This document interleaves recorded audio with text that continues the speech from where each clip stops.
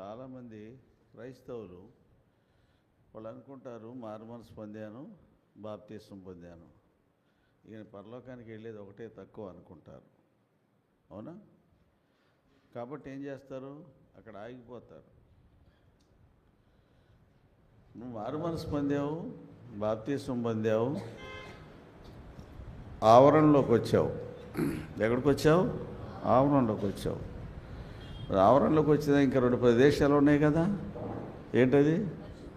పరిశుద్ధ స్థలం ఉంది, అతి పరిశుద్ధ స్థలం ఉంది. మరి ఆ రెండింటికి ఎవరు వెళ్ళాలా చెప్పండి? నువ్వు వచ్చింది ఎక్కడ? మారు మనసు పొందావు, దేవునితో విషయాలు సరి చేసుకున్నావు, నీ పాపాలు ఒప్పుకున్నావు, కడుక్కున్నావు, శుద్ధి చేసుకున్నావు. సంఘం ద్వారా నువ్వు బాప్తిస్మం యొక్క అనుభవంలోకి వచ్చావు. సంఘం ఏం చేసింది? తన పెద్దలైన వాళ్ళ చేతులుంచి నీ మీద తన చేతులుంచి ప్రార్థించి సంఘంలోకి తీసుకున్నారు. నువ్వు కూడా యేసుప్రభు యొక్క శరీరం అనే సంఘంలోకి నువ్వు కూడా ఒక సభ్యుడివి అయ్యావు. అయిన తర్వాత ఏం చేస్తారు? అక్కడ ఆగిపోతారు చాలామంది. చాలామంది ఆవరణలోకి వస్తారు కానీ పరిశుద్ధ స్థలంలోకి రారు. ఎందరో వస్తారు ఆవరణలోకి, కానీ పరిశుద్ధ స్థలంలోకి కొందరే వస్తారు. వాళ్ళే యాజకులు. ఎవరు వాళ్ళు? యాజకులు. యాజి అంటే యజ్ఞం చేసేవాళ్ళు, యాగం చేసేవాళ్ళు, దేవునికి హోమం, దేవునికి ధూపం వేసేవాళ్ళు, అంటే దేవుణ్ణి ఆరాధించేవాళ్ళు, దేవుణ్ణి ప్రార్థించేవాళ్ళు. వారు యాజకులు. అక్కడి నుంచి నీ స్థానం ఎక్కడికి వెళ్ళాలి? అతి పరిశుద్ధ స్థలంలోకి వెళ్ళాలి. అతి పరిశుద్ధ స్థలంలో ఎవరుంటారు? ప్రధాన యాజకుడు ఉంటాడు. నువ్వు కూడా ప్రధాన యాజకుని స్థాయిలోకి వెళ్ళాలి. అర్థమైందా? నువ్వు కూడా ప్రధాన యాజకుని స్థాయిలోకి వెళ్ళాలి. ఎందుకు ప్రధాన యాజకుని స్థాయికి ఎందుకు వెళ్ళాలి అంటే, ప్రధాన యాజకుడు పెళ్లి చేసుకునేది ఎవరిని? కన్యకం చేసుకుంటాడు. ఆ కన్యకే సంఘం. ఆ కన్యకే సంఘం. అదే అతి పరిశుద్ధ స్థలం. చాలామంది ఏం చేస్తారు? ఆవరణలో ఆగిపోతారు కొందరు. పరిశుద్ధ స్థలం దాకా వస్తారు, అక్కడ ఆగిపోతారు కొందరు. అతి పరిశుద్ధ స్థలం దాకా వచ్చి అక్కడ కూడా ఆగిపోతారు. వాళ్ళు వెళ్ళాల్సిన జర్నీ అనేది కంటిన్యూ కావాలా. ఎక్కడి వరకు? ప్రభు వచ్చే వరకు. అతి పరిశుద్ధ స్థలం. మనం అతి పరిశుద్ధ స్థలం ఎక్కడుంది? హెబ్రీ పత్రిక 9వ అధ్యాయంలో కొన్ని మాటలు రాయించాడు పరిశుద్ధ ఆత్మదేవుడు. ఇవి ఈలాగు 5-6 వచనాలు. ఇవి ఈలాగు ఏర్పరచబడినప్పుడు యాజకులు సేవ చేయొచ్చు, నిత్యము మొదటి గుడారంలోనికి వెళ్ళుదురు కానీ సంవత్సరానికి ఒక్కసారి మాత్రమే ప్రధాన యాజకుడు ఒక్కడే రక్తము చేత పట్టుకొని 2వ గుడారంలోనికి ప్రవేశించును. ఆ రక్తము తన కొరకు, ప్రజల యొక్క అజ్ఞాన కృతముల కొరకు అతడు దాన్ని అర్పిస్తాడు. అజ్ఞాన కృతములు అంటే తెలిసి తెలియక చేసిన పనుల గురించి ఆ రక్తాన్ని అతి పరిశుద్ధ స్థలంలో ప్రధాన యాజకుడు అర్పిస్తాడు. ఇంకా ఇవి ఇలాగే ఏర్పరచబడిన తర్వాత పైన ఇంకో మాట రాశాడు. ఏం రాశాడు కింద కంటిన్యూషన్లో?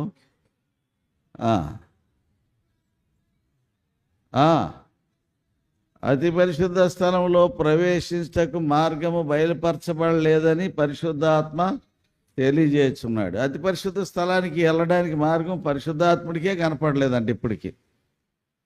అర్థమవుతుంది అన్నమాట. ఇవి ఇలాగ ఏర్పరిచి క్రమం జరుగుతూ ఉండగా అతి పరిశుద్ధ స్థలంలోనికి వెళ్ళడానికి మార్గం దొరకలేదట. ఎవరికి? పరిశుద్ధాత్మ దేవుడికి. అతి పరిశుద్ధ స్థలం అంటే పరలోకం. అతి పరిశుద్ధ స్థలం అంటే పరలోకం. ఎక్కడ దేవుడు ఉంటాడో అది అతి పరిశుద్ధ స్థలం. ఎక్కడ దేవుడు ఉంటాడో అది అతి పరిశుద్ధ స్థలం. రేపు యేసుప్రభు వారు మధ్యాకాశంలో ఎటు నుంచి వస్తాడో తెలియదు. మీకు అర్థమవుతుందా? ఆయన ఇటు వస్తాడా, ఇటు వస్తాడా, ఇటు వస్తాడా, ఇటు వస్తాడు, ఎక్కడి నుంచి వస్తాడో తెలియదు. అందుకే పరిశుద్ధాత్ముడు ఏమంటున్నాడు? ఎటు నుంచి వస్తాడో తెలీదు, ఆ మార్గం మనకి బయలుపరచబడలే. కాబట్టి అందుకే ఏ మార్గంలో వస్తాడో తెలియదు ఆయన. వచ్చేదైతే సత్యం. యేసుప్రభు యొక్క మొదటి రాకడ గురించి 500 సార్లు రాయబడింది. రెండో రాకడ గురించి దానికి 3 అంతలు 1500 సార్లు రాయబడింది. సో కాబట్టి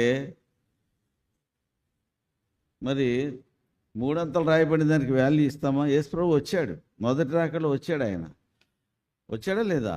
వచ్చాడు. ఆయన జరగాల్సిన కార్యం జరిగించాడు. ఆ కార్యం ఏంటది? విడుదల. పాపి అనే మనుషుణ్ణి విడిపించే కార్యక్రమం పూర్తి చేశాడు. అందుకే సిలువలో పూర్తి చేసి నీ కొరకు నా కొరకు క్రయం చెల్లించి సమాప్తమైందని చెప్పి తల ఉంచి ఆత్మను అప్పగించాడు. ఇది అయిపోయింది. యేసుప్రభు యొక్క మొదటి రాకలోని ఆంతర్యం నెరవేరింది. ఇప్పుడు యేసుప్రభు యొక్క రెండవ రాకడ దేనికి వస్తున్నాడు? ఆయన దేనికి వస్తున్నాడు? సంఘాన్ని తీసుకెళ్ళటానికి వస్తున్నాడు, మొదటిది. రెండవది, మళ్ళీ ఆ సంఘాన్ని తీసుకొని తండ్రి అని దేవుని దగ్గర ప్రొజెక్ట్ చేసి అదే సంఘాన్ని తీసుకుని భూమి మీదకి వస్తాడు. ఇదే భూమి మీద ఆయన 1000 సంవత్సరాలు రాజ్య పరిపాలన చేస్తాడు. ఇదే భూమి మీద యేసుప్రభు వారు 1000 సంవత్సరాలు రాజ్య పరిపాలన ఉంది, మర్చిపోవద్దు. అర్థమైందండి? యేసుప్రభు వారి యొక్క 1000 ఏళ్ల పరిపాలన ఉంది. 1000 ఏళ్ల పరిపాలన అంటే అదే విశ్రాంతి. దేవుడు తన కార్యాలన్నీ ఎన్నో దినంలోకి ముగించాడు? 6 దినాలు కదా. 7వ దినాన్ని ఏం చేశాడు? ఆదికాండం 2వ అధ్యాయం 1వ వచనం, దేవుడైన యెహోవా తాను చేసిన పని అంతటి నుండి ఏం చేశాడు? ఆయన 7 దినముల్లోగా పని జరిగించి 7వ దినమున విశ్రమించాడు. ఆ 7వ దినాన్ని ఆయన ఏం చేశాడు? ఆశీర్వదించి పరిశుద్ధపరిచాడు. 7వ దినం అనేది ఆశీర్వదించబడిన దినం, పరిశుద్ధ దినం. అందుకే విశ్రాంతి దినమును పరిశుద్ధ దినముగా ఆచరించటకు జ్ఞాపకం చేసుకోమన్నాడు. ఎందుకు విశ్రాంతి దినానికి అంత ప్రాముఖ్యత ఇచ్చాడంటే, ఆ విశ్రాంతి దినం, మనిషి కుమారుడు విశ్రాంతి దినమునకు ప్రభు అని చెప్పినాడు యేసు ప్రభు కదా. మత్తయి సువార్తలో మనిషి కుమారుడు విశ్రాంతి దినానికి ప్రభు. విశ్రాంతి అంటే ఏంటి? విశ్రాంతి అంటే ఏమిటి? ఈ విశ్రాంతిని గురించి కూడా మనం నేర్చుకోవాలి కొన్ని విషయాలు. 6 దినాల పరిచర్య. 6 దినాల పరిచర్య అయిన తర్వాత దేవుడు ఎక్కడికి వెళ్ళాడు? 7వ దినంలోకి వెళ్ళాడు. అవునా? 7వ దినంలోకి వెళ్ళాడు. ఆ 7వ దినమే విశ్రాంతి దినం. ఆదామును తోటలోంచి వెళ్ళగొట్టింది మొదలుకొని యేసుప్రభు వచ్చే వరకు జరిగిన సంవత్సరాలు ఎన్ని? 4000 సంవత్సరాలు. ఎన్ని? 4000 సంవత్సరాలు. యేసుప్రభు వచ్చి శిలువ కార్యం జరిగించి పరలోకానికి ఆరోహణమయ్యి కొత్త నిబంధన సంఘం ఏర్పరచబడి ఇప్పుడు వరకు జరిగిన దినాలు ఎన్ని? 2000 కదా. 2000 ప్లస్ 4000 ఎన్ని వేలు అయినాయి? 6000 అయినాయి. మోషే ఏం రాశాడు? 90వ కీర్తన 4వ వచనంలో ఏమన్నాడు? నీ దృష్టికి 1000 సంవత్సరములు గతించిన నిన్నటి వలె అన్నా. ఏముంది? చదువుతారా? ఎట్లున్నాయి? గతించిన 1000 సంవత్సరాలు ఒక దినం అయితే ఇప్పుడు ఎన్ని దినాలు జరిగింది? ఏమండి? 4 దినాలు జరిగింది. అవునా? ఎన్ని దినాలు జరిగింది? 4 దినాలు జరిగింది యేసుప్రభు వరకు. యేసుప్రభు తర్వాత 2000. మొత్తం ఎన్ని సంవత్సరాలు? 6000 సంవత్సరాలు. అంటే మనం ఎన్నో దినంలో ఉన్నాం? 6వ దినం. 6వ దినం అయిపోయిన తర్వాత నువ్వు వెళ్ళాల్సింది ఎక్కడికి? 7వ దినంలోకి వెళ్ళాలి కదా. ఆ 7వ దినమే విశ్రాంతి దినం. ఆ 7వ దినాన్ని దేవుడు ఏం చేశాడు? పరిశుద్ధపరిచి ఆశీర్వదించాడు. అది ఆశీర్వదించబడిన దినం, పరిశుద్ధపరచబడిన దినం. కాబట్టి ఆ దినానికి, విశ్రాంతి దినానికి ప్రభు ఎవరు అంటే యేసుప్రభు వారే. అది మనిషి కుమారుడు విశ్రాంతి దినమునకు ప్రభువై ఉన్నాడని చెప్పినాడు యేసుప్రభు వారు. ఇది చాలా భావగర్భితమైన లేక లోతైన సత్యాలు కలిగిన మాటలు యేసుప్రభు వారు చెప్పిన మాటలు. మనుషుడు ఏం చేస్తాడంటే వాడు చాలా రెచ్చిపోతుంటాడు. ఎంత రెచ్చిపోతాడంటే దినాలన్నీ నాయే అనుకుంటాడు. 5, 6 వచనం 90వ కీర్తనలు ఏముంది? 90వ కీర్తన, వారు పారగొట్టి వేయబడగా నిద్రింతురు.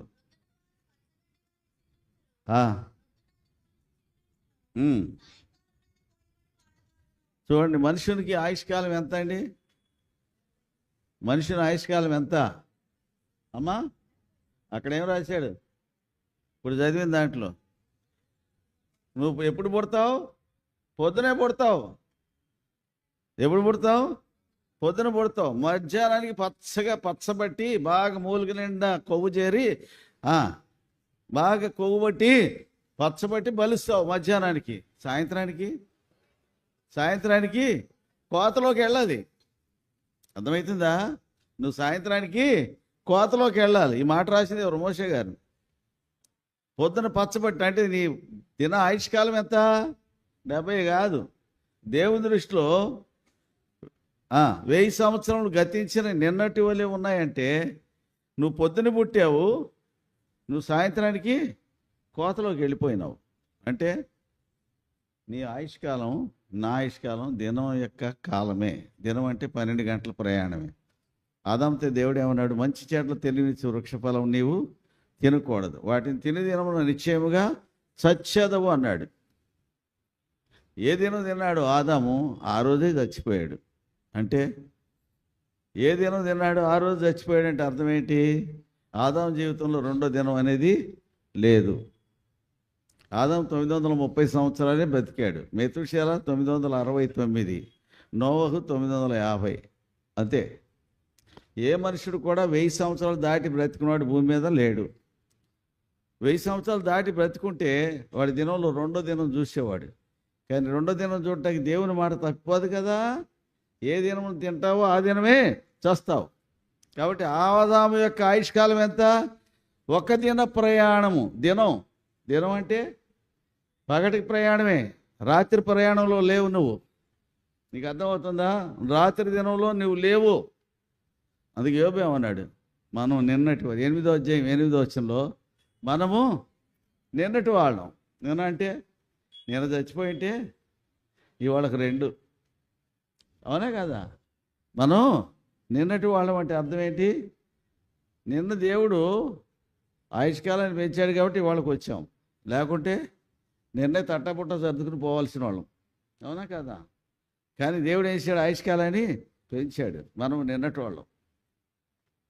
ఈ దినం మంది కాదు. కాబట్టి మనుషుడు రెచ్చిపోకూడదు, దేవుని మీద అతిశయపడకూడదు. ఇవాళ మనుషుడు దేవుని మీద అతిశయపడుతున్నాడు.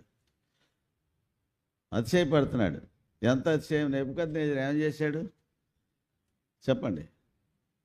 ఈ పట్టణం అంతా 86 సంవత్సరాలు బబులోను రాజ్య పరిపాలన ఉండేది. 45 ఏళ్ళు నెబుకద్నెజరు ఏలుబడి చేశాడు. 45 ఏళ్ళలో పెద్ద మహాపట్టణాన్ని కట్టించాడు. ఎటు చూసినా దాని యొక్క చుట్టుకొలత, దాని మీద అంటే దాని చుట్టుకొలత ఎంత అంటే సుమారుగా 60 కిలోమీటర్ల నిడివి గల పట్టణం బబులోను పట్టణం. దాని మీద 10 రథాలు గోడ కట్టించాడు. 10 రథాలు ఏకబిగిన పోతాయి. అంత పెద్ద మందం గల ప్రాకారం. 100 గేట్లు పెట్టాడు దానికి. ఎన్ని గేట్లు? 100 గేట్లు పెట్టాడు. ఇనప గేట్లు, ఇత్తడి గేట్లు పెట్టాడు. ఎవరు? నెబుకద్నెజరు. కట్టించి ఒకరోజు అనుకున్నాడట. ఏమన్నాడు చూడండి, 4వ అధ్యాయం దానియేలు.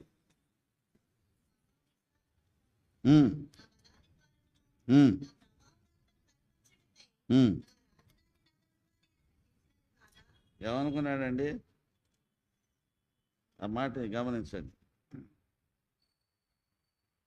30వ వచనం. బబులోనను ఈ మహావిశాల పట్టణము నా బలాధికారము నా ప్రభావ ఘనతను కనపరచుటకై నా రాజధాని నగరముగా నేను కట్టించింది కాదా? నేను నాది నేను. ఇందులో ఎవరి మహిమ ఉంది? తన మహిమే ఉంది. దేవునికి రావాల్సిన ఘనత ఇచ్చాడా? ఇవ్వలే. వెంటనే ఆకాశం నుండి స్వరం, నెబుకద్నెజరు నీకు ఇదే ప్రకటన, నీ రాజ్యం నీ యొద్ద నుండి తొలగిపోయింది. మనుషులు నేను తరుముతారు తమ యొద్ద ఉండకుండా, పశువులే గడ్డి మేస్తావు. 7 కాలాలు, 7 సంవత్సరాలు. కాలం అంటే 1 సంవత్సరం, కాలములు అంటే 2 సంవత్సరాలు. 7 కాలాలు నీకు జరుగుతాయి. నెబుకద్నెజరు అంతటోడే గడ్డి తిన్నాడు. నెబుకద్నెజరు పక్షిలాగా ఈకలు వచ్చినాయి ఒంటి మీద, పశువులాగానేమో పశువు స్వభావం వచ్చింది, పక్షి స్వభావం వచ్చింది, మానవ స్వభావం వచ్చింది. 3 రకాలైన స్వభావం వచ్చింది నెబుకద్నెజరుకి. అడవి జంతువుల మధ్య గడ్డి తింటా బతికినాడు. అంత ప్రభావం కలిగిన రాజునే గడ్డి తినిపించాడు దేవుడు. మరి నువ్వు ఎంత నేనెంత? నెబుకద్నెజరు పేరు చెప్తే నీళ్లు తాగేవాళ్ళు కాదు జనం. 45 సంవత్సరాలు ఏలుబడి చేశాడు. క్రీస్తుపూర్వం 605 నుండి ప్లస్ 45 అంటే సుమారు 560 సంవత్సరాలు, 560 సంవత్సరం వరకు ఆయన రాజ్యాన్ని పరిపాలన చేశాడు. ఆ చుట్టుపక్కల పరగణాలు ఎక్కడ కూడా నెబుకద్నెజరు ఏలుబడి లాంటి దానియేలు కాలంలో పారసీకులు వచ్చి ఏలుబడి చేసినప్పుడు 6వ అధ్యాయంలో 120 సంస్థానాలు ఉన్నాయి. అంటే హిందూ దేశం మొదలుకొని కూషు దేశం అంటే ఇథియోపియా దేశం వరకు 120 సంస్థానాలు ఉన్నాయి. అదే ఎస్తేరు గ్రంథంలోకి వస్తే 127 అయినాయి. పారసీకుల కాలంలోకి వచ్చి 127 సంస్థానాలు అయినాయి. ఈ సంస్థానాలన్నింటిలో యూదులు ఉన్నారు. వీళ్ళందరూ నెబుకద్నెజరు చేత చెదరగొట్టబడ్డారు, పారిపోయినారు. నెబుకద్నెజరు దాటికి తట్టుకోలేక పారిపోయినారు. అంతటోడే గడ్డి తినగలేంది. వాట్ అబౌట్ యూ అండ్ మీ? నీ సంగతి నా సంగతి ఏంటి చెప్పండి. మరి దేనికి మన అతిశయం, అహంకారం? నువ్వు రావాల్సింది ఎక్కడ? నువ్వు వెళ్ళాల్సిన ప్రయాణం ఏంటి?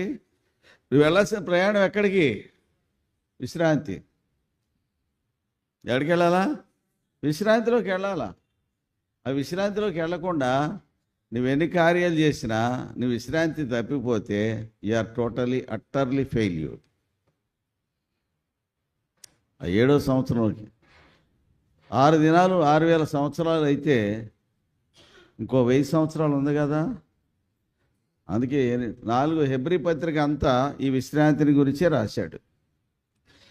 8-9 వచనాలు 4వ అధ్యాయం హెబ్రీ పత్రిక. విశ్రాంతి కలుగజేసిన ఎడల కూర్చే చెప్పకపోవును, నిలిచి ఉన్నది. దేవుని ప్రజలకు ఏమి నిలిచి ఉంది? విశ్రాంతి నిలిచి ఉంది. నువ్వు నేను విశ్రాంతిలోకి వెళ్ళాలి. ఆ విశ్రాంతి సంపూర్ణత. నువ్వు విశ్రాంతిలోకి వెళితేనే పరిపూర్ణతలోకి వెళ్ళినట్టు లెక్క. కాబట్టి ఆ విశ్రాంతిలోకి వెళ్ళాలంటే దేవుడు మనల్ని, సంఘాన్ని కొన్ని విధాలుగా ఏం చేస్తున్నాడు? సిద్ధపరుస్తున్నాడు. సంఘాన్ని సిద్ధపరుస్తున్నాడు. మొట్టమొదట ప్రతి వ్యక్తి కూడా ఎప్పుడైతే మారు మనసు పొందుతాడో, ఆ మారు మనసు పొందగానే తను అందరూ అంగీకరించారో వారికి అందరికీ, అనగా తన నామందు విశ్వాసం ఉంచిన వారికి దేవుని పిల్లలకుటకు ఆయన అధికారము అనుగ్రహించిన. అంటే మారు మనసు పొందగానే నువ్వేమైనావు? దేవుని పిల్లలమైనాం. ఏమైనాం? దేవుని పిల్లలమైనాం. నెక్స్ట్, దేవుని పిల్లలైతే ఎవరి స్వభావం రావాలా? దేవుని స్వభావం రావాలా? ఇప్పుడు మారు మనసు పొందేమంటున్నాం కానీ దెయ్యం స్వభావం వాళ్ళే మన దగ్గర, మనలోనిచ్చి దెయ్యం స్వభావం ఇంకా ఉంది, భయంకరంగా ఉంది. అది సంఘాలను గలిబిలి చేస్తున్నది ఆ దెయ్యం స్వభావమే. అందుకే మనం 1 యోహాను 4వ అధ్యాయం మనం చదివాం. ప్రియులారా, ఇప్పుడు మనం 1 యోహాను 3వ అధ్యాయం 2వ వచనం, ప్రియులారా ఇప్పుడు మనము దేవుని పిల్లలమై ఉన్నాం. మనం ఏమవుతాం అది ఇంకా ప్రత్యక్షపరచబడలేదు, కానీ ఆయన ప్రత్యక్షమైనప్పుడు ఆయన ఉన్నట్టుగానే ఆయన చూతాం కనుక ఆయన పోలి ఉందము. అంటే ఆయన పోలికలోకి మార్చబడతాం. రేపు ఎప్పుడు? యేసుప్రభు వచ్చినప్పుడు. ఆయన పోలిక ఏంటి? మధ్యాహ్నం చూసాం. ఆయన పోలిక ఏంటి? మొదటిది, ఆయన పోలికలో 3 లక్షణాలు ఉన్నాయి. మొదటిది ఏంటి? ఆయన పాపము చేయలేదు. 1 పేతురు 2:22. రెండో పోలిక ఏంటి? ఆయన యందు పాపమేమీ లేదు. 1 యోహాను 3:5. మూడో పోలిక ఏంటి? ఆయన పాపము ఎరగనివాడు. 2 కొరింథీ 5:21. మనం ఆయన యందు దేవుని నీతి ఎగునట్లు పాపం ఎరగని ఆయనను మన కోసం పాపముగా చేశాం. ఇది పోలిక. ఇప్పుడు నీవు నేను దేవుని పిల్లలు అయిన తర్వాత ఈ పోలికలోకి మార్చబడాల. ఎందుకు? ప్రధాన యాజకుడు పెళ్లి చేసుకునే అమ్మాయి గుడ్డిదాని, గూనిదాని, వంకరదాని, టింకరదాని చేసుకోడు. ఆయన అన్ని లక్షణాలు. ఆయన ఎట్లాంటి వాడు? 10,000 మంది పురుషుల్లో లెక్కింపదగిన సౌందర్యం కలిగిన వాడు. అట్లాంటి పరిపూర్ణమైన స్త్రీనే పెళ్లి చేసుకుంటాడు ఆయన. అదే సంఘం. అందుకే సంఘాన్ని ప్రేమించి అది కళంకమైనను ముడతైనను అట్టిది మరి ఏదైనా లేకున్నట్లు పరిశుద్ధమైన సంఘముగా, నిర్దోషమైన సంఘముగా, మహిమగల సంఘముగా తన ఎదుట నిలవబెట్టుకోవాలంట. దాని వాక్యం చేత ఉదక స్నానం చేత దాన్ని పరిశుద్ధపరిచి దాని కొరకు తను తాను అప్పగించుకున్నాడు. వాక్యాన్ని ఏం చేస్తున్నాడు? సంఘాన్ని ఏం చేస్తున్నాడు? వాక్యంలో కడుగుతున్నాడు. ఈ దినాల్లో సంఘాలు వాక్యం చెప్పే వాళ్ళు తక్కువైనారు, వాక్యం వినేవాళ్ళు కూడా తక్కువైనారు. వాక్యాలు ఎక్కర్లేదు వాళ్ళకి, టైంపాస్ మెసేజ్లు చాలు. జనాలకి దురద చెవులు వచ్చినాయి. ఏం చెవులు? దురద చెవులు. కాబట్టి వాళ్ళు వాత వేయబడిన మనస్సాక్షి, ప్రజలకు ఏమొచ్చింది? వాత వేయబడిన మనస్సాక్షి. వాత వేయబడిన మనస్సాక్షి అంటే తెలుసా మీకు ఎప్పుడైనా? పశువులకి, గేదెలకు కానీ ఎద్దులకు కానీ గుర్రాలకు కానీ తొంటి మీద ఒక వాత ఉంటుంది కదా, చూశారు ఎప్పుడైనా మీరు? ఎదిగేస్తారు వాత? ఏమ్మా ఎదిగేస్తారు వాత? చెప్పరేమండి? మీకు తెలీదా? మనం డైలీ మన లైఫ్లో జరిగాయి, మనం చూస్తున్నాయి, మన కళ్ళ ముందు జరిగాయి. పశువులకి, ఎద్దులకైతే బండి లాగేటప్పుడు తొంటినారం పడుతుంది. తొంటినారం పడితే కాలు బిగలాకపోద్ది, ఇంకా అది పండుకోలేదు. గేదెలకు కూడా అంతే. గుర్రాలకు కూడా పరిగెత్తేటప్పుడు ఎక్కడైనా గొంతులో కాలు పడింది అనుకోండి, అది కూడా కాలు బిగలాగేస్తుంది, అది పండుకోలేదు, ఇంకా చాలా పెయిన్ఫుల్గా ఉంటుంది. మనకు కూడా సయాటిక్ పెయిన్ అని వస్తుంది. మీరు ఎప్పుడైనా విన్నారా? తొంటినారం పడితే సైటిక్ పెయిన్, కాలు బిగలాగేస్తుంది, కింద పడుకోబెడతారు డాక్టర్లు, దానికి ట్రాక్షన్ వేస్తారు, ఎన్నెన్నో పనులు చేస్తారు. దాన్ని ఏం చేస్తారు? కమరోయిన్ దగ్గరికి తీసుకెళ్తారు. ఎవరి దగ్గరికి? కమరాడు దగ్గరికి తీసుకెళ్తారు. వాడు ఏం చేస్తాడు? ఏ కాలు పట్టేసిందో ఆ కాలు వదిలిపెట్టి మిగతా 3 కాళ్ళు కట్టి పడేస్తాడు. దాన్ని పడేసిన తర్వాత ఏం చేస్తాడు? ఒక రింగ్ ఎర్రగా కాలుస్తాడు. ఎర్రగా కాల్చి దాని తొంటి మీద ఎక్కడైతే జాయింట్ ఉందో జాయింట్ దగ్గర పెడతాడు. దాన్ని తీసుకొచ్చి ఎర్రగా కాల్చిన రింగ్ తీసుకెళ్ళి దాని మీద పెడతాడు. పెట్టగానే ఎటువంటి ఎర్రగా కాలిన రింగు చెప్పండి, చాలా పెయిన్ఫుల్గా ఉంటుంది. ఆ బాధ తట్టుకోలేక ఒక్కసారి కాలు జాడిస్తుంది, నరం సర్దుకుంటుంది. అర్థమైందా? ఒక్కసారి కాలు జాడిస్తుంది, నరం సర్దుకుంటుంది. సర్దుకోగానే వెంటనే లేచి నిలబడుతుంది, తాళ్ళు ఇప్పేస్తే లేచి నిలబడుతుంది, సరదాగా వెళ్ళిపోతుంది. కానీ ఆ మచ్చ ఉందే, దాని మీద వెంట్రుకలు మొలవు. మీరు ముళ్ళుకార పెట్టి పొడిచినా దానికి చలనం ఉండదు. విశ్వాసులు కూడా ఏం చేశారట? మనసాక్షికి ఏం చేశారట? వాత వేశారట. అందుకే మనసాక్షి ఏం చేస్తుంది? వాడికి ఎన్నిసార్లు వాక్యం చెప్పు, ఇది నాకు కాదు, నాకు కాదు, నాకు కాదు, నీకు పక్కోడికి నా భార్యకి మా ఆయనకి అనుకుంటారే కానీ ఇది నాకే అని అనుకోరు విశ్వాసులు. ఇది నీకే ఖచ్చితంగా. అందుకే విశ్వాసులు ఏ మనసాక్షి? వాత వేయబడిన మనసాక్షి. ప్రతివాడి మనసాక్షికి వాత పెట్టారు దాన్ని. ఇక అది మాట్లాడదు. ఇంకా ఎప్పుడు మాట్లాడదు తెలుసా? ఎప్పుడు మాట్లాడద్ది? రేపు మధ్యాకాశంలోకి వెళ్ళాక సంఘం, ప్రభు మధ్యాకాశంలో సంఘాన్ని పెట్టి సంఘాన్ని పరీక్షించి సంఘానికి ఏం చేస్తాడు? తీర్పు తీరుస్తాడు ఆయన. ఆ తీర్పు తీర్చేది మనం ఏం జరుగుద్ది అంటే 2వ అధ్యాయం రోమపత్రిక 15-16 వచనాలు. రోమపత్రిక 2వ అధ్యాయం 15. అటువారి మనసాక్షి సాక్ష్యం ఇచ్చుండగా వారి తలంపులు ఒకదాని మీద ఒకటి తప్పు మోపుచు లేదా తప్పు లేదని చెప్పుచుండగా ధర్మశాస్త్ర సారం వారి తమ హృదయం మీద రాయబడినట్లు ఉన్నారు. యేసుక్రీస్తు ద్వారా దేవుడు నా సువార్త ప్రకారం క్రీస్తు ద్వారా మనుషుల రహస్యములను విమర్శించు దినమందు ఇలాగ జరుగును. మనుషుల రహస్యాల గురించి దేవుడు విమర్శిస్తాడట. ఎప్పుడు? మధ్యాకాశంలో. అప్పుడు నీ గురించి సాక్ష్యం ఇచ్చేది ఎవరు తెలుసా? ఎవరు చెప్పండి? ప్రతి మనుషుల్లో ఒక మనిషి ఉంటాడని నేను ధ్యానించాం. వాడెవడు? నీ అంతరంగ పురుషుడు, నీ మనస్సాక్షి, నీ తోడుగానే ఉంటాడు. నువ్వు తప్పు చేస్తున్నావు అంటే, అన్నా నువ్వు తప్పుదారిలో పోతున్నావే అని చెప్తాడు. అక్క నువ్వు తప్పుదారిలో పోతున్నావు, నీ ఆలోచన విధానం తప్పు అని చెప్తాడు.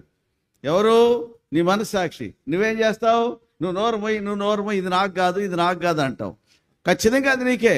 ఎందుకంటే నీలో ఉన్నాడు ఆడే, నీతో కలిసి పనిచేస్తాడు. పుట్టినప్పటి నుంచి ఈ మనస్సాక్షి, కడుపులో తల్లి గర్భంలో పడినప్పటి నుంచి మనస్సాక్షి పనిచేస్తుంది. ఆ కారణాన్ని బట్టే యాకోబు ఏం చేశాడు? తల్లి గర్భంలో సహోదరుని మడిని పట్టుకున్నాడు. ఎందుకు? ఎందుకు? ఇస్సాకు యొక్క జ్యేష్ఠులోంచి మెస్సే రావాలా. ఆ పని చేస్తుంది మనసాక్షి. నువ్వు పోరా అంటున్నాడు మనసాక్షిని. ఎవరిని? యాకోబుని. కాబట్టి యాకోబు ఏమంటున్నాడు? ఏశావు అంటాడు నేను పోతా అంటాడు ఏశావు. కాబట్టి అందుకే యాకోబు ఏం చేశాడ? తల్లి గర్భం ముందు యాకోబు తన సహోదరుని యోవేలు హోషేయ 12 ఏముంది? హోషేయ 12:4 పైన 3వ చదవండి. తల్లి గర్భమందు యాకోబు తన సహోదరుని మడిమెను పట్టుకొనేను, మగసిరి గలవాడే అతడు దేవుడితో పోరాడిన దూతతో పోరాడి జయమని రాయబడి ఉంది. తల్లి గర్భం ఉన్నప్పుడు యాకోబు ఏం చేస్తున్నాడు? ఏశావు మడవను పట్టుకున్నాడు. మడవను ఎందుకు పట్టుకున్నాడు? నువ్వు ఆగయ్యా నేను పోతానంటాడు. ఎందుకు? నాకు మెస్సేజ్ కావాలంటున్నాడు. ఎవరు? యాకోబు. అంటే ప్రతి మనుషుని యొక్క మనస్సాక్షి తల్లి గర్భంలో ఉన్నప్పటి నుంచే పనిచేస్తుంది. గుర్తుపెట్టుకోండి. That is called 6th sense అంటారు. ఏమంటారు దాన్ని? 6th sense. ఆ 6th సెన్స్ ఎప్పటి నుంచి పనిచేస్తుంది? తల్లి గర్భంలోంచే పనిచేస్తుంది. కాబట్టి ఆ 6th సెన్స్ రేపొద్దున బయటకు వస్తాడు. ఎక్కడ? మధ్యాకాశంలో.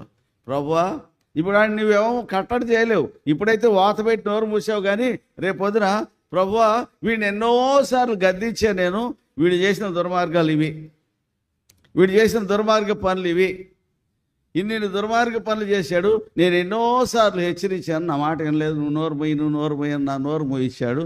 ఇప్పుడైతే వాడి వల్ల కాదు నా నోరు మోయించేది, కాబట్టి నేను నోరు తెరుస్తున్నా. అక్కడ మనసాక్షి, నీ మనసాక్షి నీ ఎదుట నీ మీద నేరారోపణ చేస్తుంది.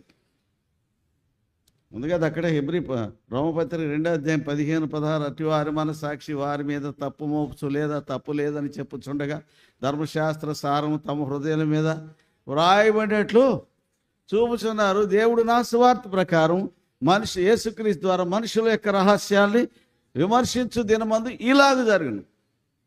మనుషుల రహస్యాన్ని విమర్శిస్తాడు. ఏంటి రహస్యం? భార్యకు తెలియకుండా భర్త జరిగించేది రహస్యం, భర్తకు తెలియకుండా భార్య జరిగించేది రహస్యం, వీళ్ళిద్దరూ తెలియకుండా తల్లిదండ్రులకు తెలియకుండా పిల్లలు చేసేది రహస్యం. ఈ రహస్యాలను ఎక్కడ బయటకు వస్తాయి? మధ్యాకాశంలో. విశ్వాసుల పనులు పరీక్షిస్తాడు దేవుడు. 7 రకాలైన తీర్పులు ఉన్నాయి ఈ లోకంలో. ఇది 2వ తీర్పు. మధ్యాకాశంలో విశ్వాసుల తీర్పు. ఆ తీర్పులో నీ రహస్యాల గురించి you have to give account about your secret life. నీ రహస్య జీవితాన్ని గురించి నువ్వు లెక్క అప్పగించాలా. అదండి దావీదు ఎవరికి తెలియదు అనుకున్నాడు. యుద్ధానికి పోవాల్సిన వాడు యెరూషలేములో నిలిచిన రాయబడింది. 2వ సమూయేలు 11వ అధ్యాయం. వసంతకాలం రాజు యుద్ధానికి బయలుదేరతారు. ఈయనేం చేశారట? రబ్బా పట్టణం మీద పంపించి యోవాబుని ఈయన యెరూషలేములో నిలబడ్డాడు. యెరూషలేము నిలబడి ఏం చేశాడు? సాయంకాలం మిద్ది మీద విహారం చేస్తున్నాడు. అయ్యగారు విహారం చేస్తున్నాడు. ఏం చేశాడట? ఒక స్త్రీని చూశాడంట. మిద్ది మీద ఉన్నాడు. ఎక్కడ ఉండాలా? పైయంక చూడాలా. క్రీస్తు కూడా లేపబడిన వారితే పైన వాటిని వెతుకుడి అన్నాడు. పైన వాటిని వెతకాల్సినవాడు కింద వాటిని చూశాడు. కింద వాటిని చూడగానే బుచ్చులో పడ్డాడు.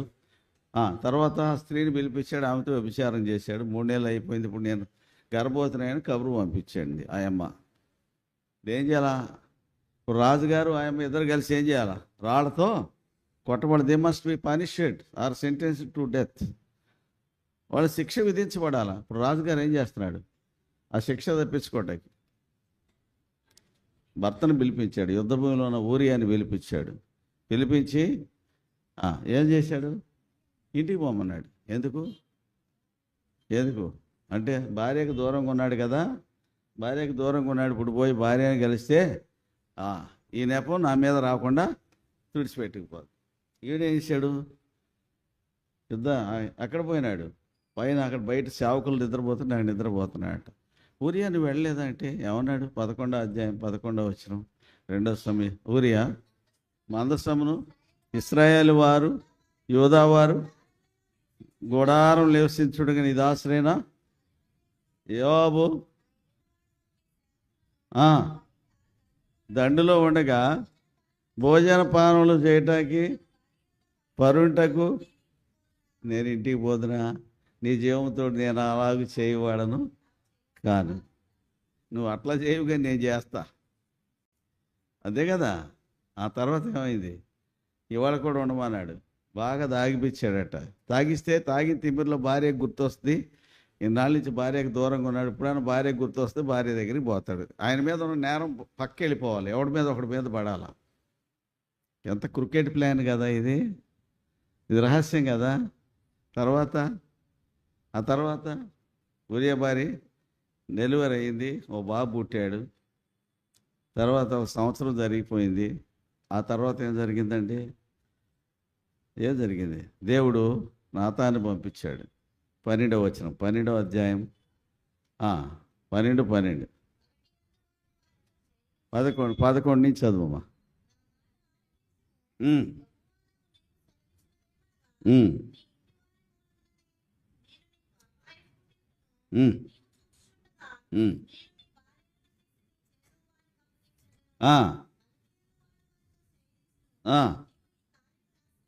రహస్యంగా చేసావుగా, నేనేం చేస్తాను? చూడగా దాన్ని బట్ట బయలు చేస్తా అన్నాడు దేవుడు. నువ్వు ఈ కార్యం రహస్యంగా చేసావు, కానీ నేనేం చేస్తాను? బట్ట బయలు చేస్తా అన్నాడు దేవుడు. చేశాడా? 12వ అధ్యాయము 4-5 వచనాలు.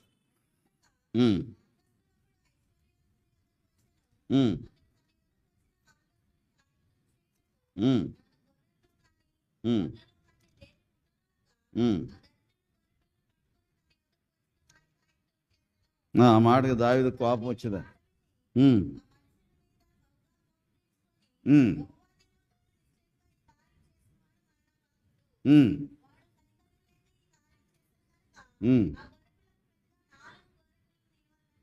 ఎనుగోని పిల్లని అది ధర్మశాస్త్రం చెప్తుంది. ఎవడైనా 23వ అధ్యాయం నిర్గమకాండంలో ఎవడైనా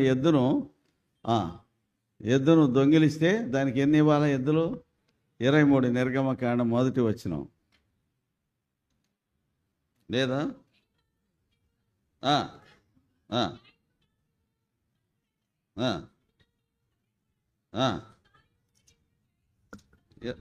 22వ అధ్యాయం చూడండి. సారీ,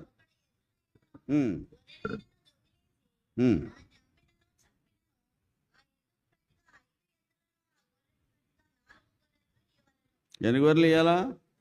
ఎవడు? దావీదు లెక్క ప్రకారం మాట్లాడాడు. ఎన్ని గొర్రెలు ఇవ్వాలన్నాడు? ఎన్ని గొర్రెలు ఇచ్చాడు దావీదు? 4 గొర్రెలు ఇచ్చాడు. మొదటి గొర్రె ఎవరు? బత్షెబాకు పుట్టిన మొదటి కొడుకు చచ్చిపోయాడు. చచ్చిపోయాడు. తర్వాత దావీదుకు వయసులో పుట్టిన కుమారులు ఉన్నారు కదా. అమ్నోను ఉన్నాడు, వయసులో ఉన్నాడు. వాడు దావీదుకు ఉపయోగపడాల్సినాడు, జ్యేష్ఠుడు. వాడు చచ్చిపోయాడా? ఆ తర్వాత అబ్షాలోము చచ్చిపోయాడా? వీళ్ళందరూ యవనస్తులు, తండ్రికి అక్కరకు వచ్చే పిల్లలు కదా వీళ్ళు. కానీ దావీదు చేసిన బుద్ధిహీనమైన పని బట్టి ఎన్ని గొర్రెలు ఇచ్చుకున్నాడు దావీదే చెప్పాడు. వాడు నా కనికరంగా లేక ఈ పని చేశాడు కాబట్టి 4 గొర్రెలు ఇవ్వాలన్నాడు. మొదటి గొర్రె బెత్షెబా కుమారుడు, 2వ గొర్రె అమ్నోను, 3వ గొర్రె అబ్షాలోము, 4వ గొర్రె సొలొమోను రాజు అయిన తర్వాత వధించబడిన వాడు అదోనియా. 4 గొర్రెలు ఇచ్చాడా దావీదు? ఇచ్చాడా? మరి దేవుడు పక్షపాతి కాడు. ఏ పంటను వెతితే ఆ పంటే కొయ్యాల. నువ్వు ఈ కార్యం రహస్యంగా చేసావు, కానీ అందరూ చూస్తాడు. నేను ఈ కార్యాన్ని బట్టబయలు చేస్తాన్నాడు దేవుడు. దావీదు ఇంట్లో జరిగిందా లేదా? హృదయం కొట్టుకుంది, ఆయనకి ప్రాణం పోయింది. 10వ అధ్యాయం వరకు దావీదుని గురించి ఎన్నో రాశాడు. 3 సార్లు రాశాడు. దావీదు పోయిన చోట ఎల్లా సైన్యములకు అధిపతి యెహోవా అతనికి తోడుగా ఉండేనని రాయబడింది. 3 సార్లు రాశాడు. ఆ 11వ అధ్యాయం నుంచి ఆ మాట లేదు. 11వ అధ్యాయం నుంచి మిగతా 24వ అధ్యాయం వరకు ఆ మాటలు లేవు. ఎందుకు? నీ ఇంటి వారి చేత నీ కలవరం పుట్టిస్తాను, నీ ఇంట్లోని యుద్ధాలు బయలుదేరుతాయని చెప్పాడు 12వ అధ్యాయంలో. ఇది అయిపోయింది. 13వ అధ్యాయంలో తామారు చెరపబడింది. 14వ అధ్యాయంలో అభిషాలము, 15వ అధ్యాయంలో అభిషాలం తిరుగుబాటు చేశాడు కదా. 15, 16 అధ్యాయాలు అభిషాలం చంపబడ్డాడు. తర్వాత మళ్ళీ తిరిగి దావీదు రాజు అయ్యాడు. అప్పటికే 3 గొర్రెలు ఇచ్చేసాడుగా. లేదా? ఎస్. కాబట్టి ప్రియమైన వాళ్ళారా, మన రహస్యాల గురించి మనం జాగ్రత్తగా ఉండాలి. ఈ దినాల విశ్వాసులు కనబడని రహస్య పాపాలు ఎన్నో ఉన్నాయో, ఎన్నో ఉన్నాయి. వాళ్ళ జీవితంలో ఆలోచనలన్నీ వక్రపు ఆలోచనలే ఉన్నాయి విశ్వాసులు. అందుకే వాళ్ళు ఎదగరు. నేను చూసాం, ప్రభు దయాళుని మనం రుచి చూసిన సమస్తమైన దుష్టత్వము, సమస్తమైన కపటము, వేషధారణ, అసూయ, సమస్త దూషణ మాటల్ని మాని కొత్తగా జన్మించిన శిశువులను పోలిన వారే రక్షణ విషయంలో ఎదుగు నిమిత్తము వాక్యమును పాల వలన రక్షణ విషయంలో ఎదుగు నిమిత్తము ఆ పాలను ఆపేక్షించుడు. రక్షణ విషయంలో ఎదగాలంటే నువ్వు దేవుని వాక్యాన్ని బాగా అనుభవించాలి. మరి దేవుని వాక్యం ధ్యానించిన విశ్వాసులు, క్రైస్తవులు, వాళ్ళ దేవుని వాక్యం సంపూర్ణంగా ఎంతో అందుబాటులో ఉంది. ఎందుకు చదవట్లే? ఎందుకు చదవరండి? ఆదివారం మాత్రం 2-3 అధ్యాయాలు చదువుకుని ముక్కును పెట్టి ఇక్కడికి వచ్చి ఆచరణ తుమ్మేస్తారు. ఎందుకు? వచ్చిన సేవకుడు నువ్వు దేవుని వాక్యం చదువుతున్నావా, ప్రభు వల్ల నువ్వు చేయట్టు వేస్తాను గద్దిస్తారని ఆ రోజు చదువుతారండి. అవునా కదా? మరి ఎక్కడికక్కడే దాపరికాలు, ఎక్కడికక్కడే సీక్రెట్ లైఫ్. నువ్వు ఎట్లా ఎదుగుతావండి? నువ్వు ఎదిగితే కదా ఉపయోగపడేది. ఇప్పుడు మన పిల్లలు ఉన్నారు, పుట్టిన తర్వాత ఆడు ఎట్లాగ ఉంటాడా చెప్పండి? 4 నెలలకు బోర్లు పడతాడు కదా, అవునా కదా? 7 నెలలకి ఇప్పుడు పాకుతాడు కదా, 9వ నెల వాడు కూర్చుంటాడు కదా, 11వ నెల వస్తే అయ్యి పట్టుకుని నిలబడతాడు కదా, 12వ నెల వస్తే నడుస్తాడు కదా, ఫస్ట్ బర్త్డేకి వాడు నడుస్తాడు కదా. అంటే వాడి గ్రోత్ ఎంత బాగుంది? వాడి గ్రోత్ ఉందా లేదా? ఉంది. 2 సంవత్సరాలకి వాడికి మాటలు వస్తాయి. ఆ తర్వాత 3వ సంవత్సరానికి సెంటెన్స్లు కూడా వస్తాయి. అక్కడి నుంచి వాడికి కష్టాలు కూడా వస్తాయి. అక్కడి నుంచి వాడు ఎదుగుతూనే ఉంటాడు. ఎదుగుతూ 15 ఏళ్ళు దాటేసరికి నీకు అక్కరకు వస్తాడు. పిల్లోడు నీకు అక్కరకు వస్తాడు. చాలామంది పిల్లలు కుటుంబంలో ఆర్థిక పరిస్థితులు బట్టి, కుటుంబంలో తండ్రికి వచ్చే అత్యవసర సంపాదన బట్టి కుటుంబం నడపోతే ఆడపిల్లలు కూడా ఈ రోజులు ఏం చేస్తున్నారు? ఏ సూపర్ మార్కెట్లో చేరుతున్నారు, 10వ తరగతి చదివి ఓ 10,000 తీసుకొచ్చి తండ్రికి ఇచ్చి తండ్రికి ఆసరాగా నిలబట్టలేదు ఆడపిల్లలు. మగపిల్లలు చేయట్లేదా? అదే బాధ్యత. అంటే దాన్ని రెండవ మెట్టు దేవుని ఆత్మచేత. మొదటిది ఏంటి? మన స్టేజ్ ఏంటి? యేసుప్రభుని అంగీకరించగానే మనం ఏమయ్యాం? దేవుని పిల్లలమయ్యాం. నెక్స్ట్ ఏంటి? యేసుప్రభు వారు బాప్తీసం పొంది యోర్దాను నుంచి బయటకు వచ్చినప్పుడు పరిశుద్ధాత్మ పావురం వల్ల ఆయన మీద దిగి వచ్చినప్పుడు దేవుడు ఏమని ప్రకటించాడు? ఈయన నా ప్రియ కుమారుడు, ఈయన యందు నేను ఆనందిస్తున్నాను. కుమారుడి పని ఏంటంటే తండ్రి ఇంట్లో బాధ్యత తీసుకునే పని కుమారుడి. అందుకే మనకు శిశువు పుట్టాను, మనకు కుమారుడు అనుగ్రహించబడిన. కుమారుడు చేసే పని ఏంటంటే కుమారుడు ఇంటి బాధ్యతలు తీసుకుంటాడు. కాబట్టి దేవుని ఇంటి బాధ్యతలు తీసుకున్నవాడు కుమారుడు. అందుకే యేసు కుమారుడయ్యండి దేవుని ఇంటి మీద నమ్మకం కొన్నాడు. 3వ అధ్యాయం హెబ్రీ పత్రిక 5-6 వచనాలు చదవండి.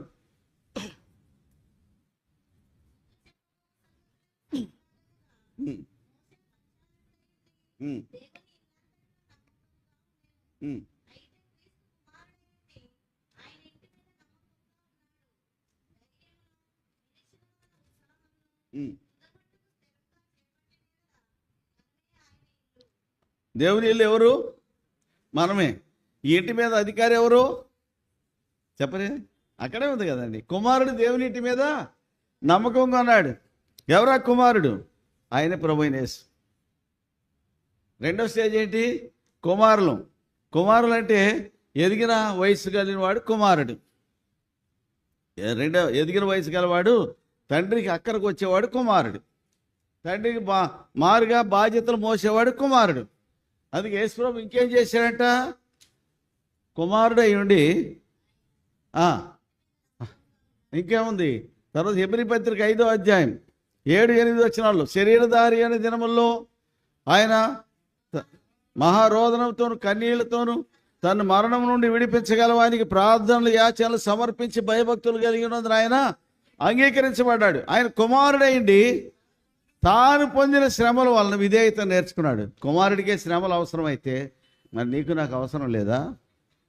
విధేయత నేర్చుకున్నవాడు కుమారుడు. నువ్వు నేను దేవునికి ఉపయోగపడాలంటే విధేయులం కావాలా. రొమ్మిరిచేవాడు పనికిరాడు దేవుని ఇంట్లో. తండ్రికి వ్యతిరేకంగా మాట్లాడు పనికిరాడు దేవుని ఇంట్లో. విధేయుడైన వాడే కుమారుడు. రెండోది, ఈ కుమారుడు ద్వారా ఇంకేం జరుగుద్ది? కుమారుడు అని ఎందుకు చెప్పాడు? ఈయన నా ప్రియ కుమారుడు. కుమారుడు కాదు, దేవునికి ఇద్దరు కుమారులు ఉన్నారు. ఆదాము కుమారుడే, కానీ యేసే ప్రియమైన కుమారుడు. అబ్రహాంకి ఇద్దరు కుమారులు ఉన్నారు, ఇస్మాయిలు, ఇస్సాకు. ఇస్మాయిల్ కుమారుడే కానీ ఇస్సాకే ప్రియమైన కుమారుడు. ఇస్సాకు ఇద్దరు కొడుకులు ఉన్నారు, ఏశావు, యాకోబులు. ఏశావు కుమారుడే కానీ ఇస్సాకే ప్రియమైన కుమారుడు. ఇస్సాకి 12 మంది కొడుకులు ఉన్నారు, 11 మంది కొడుకులే కానీ యోసేపే ప్రియమైన కుమారుడు. ప్రియమైన కుమారుడికి బాధ్యతలు వేరు ఉంటాయి. తండ్రి ఇంటి మీద బాధ్యత ఉంటుంది. ఏం చేశాడు ఈ కుమారుడు? ఈ కుమారుడు చేసిన పని ఏంటి? రోమపత్రిక 8వ అధ్యాయం 28వ వచనం.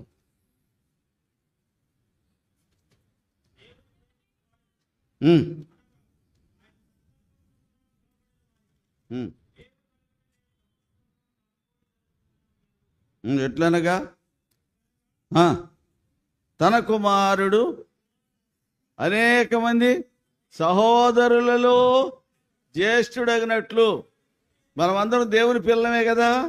ఈ పిల్లందరికీ జ్యేష్ఠుడు ఎవరయ్యా? ఈ పిల్లందరికీ జ్యేష్ఠుడు ఎవరు? ఎవరైనా ఆయన యేసు.